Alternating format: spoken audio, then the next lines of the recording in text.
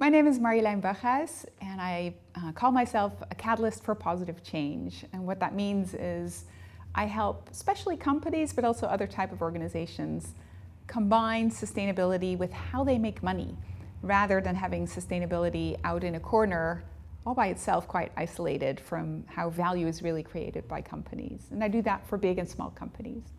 There's masses of people suffering in companies, and there's masses of companies not reaping the benefits of really looking at how can I build my business by building a better society.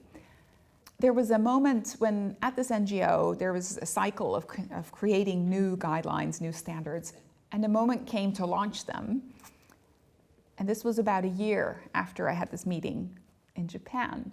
And I thought, what's next? What am I going to do after the launch?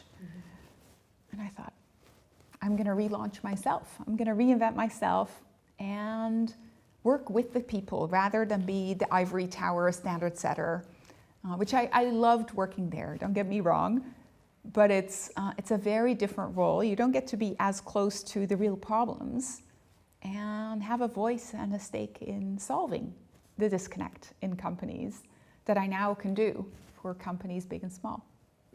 I think a key thing is to think about what you're really good at already. That might not be what you really want to be. But if you think from the perspective, okay, this is what I want to do, what are the skills I'm going to need? What skills do I already have? What extra skills do I still need to acquire? And then being tough on yourself. It's like training for a marathon. The marathon itself is not the toughest thing, it's getting there. So you really have to think about, how am I going to get there? Do I need to go back to school? Do I need to meet with many people? Do I need to take an internship somewhere to acquire the skills I need to fulfill my dream? But don't give up on the dream because it doesn't match with what you're good at.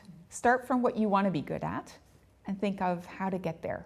Reach out to your network, find people that have done similar things or things you don't understand, and ask them about their why.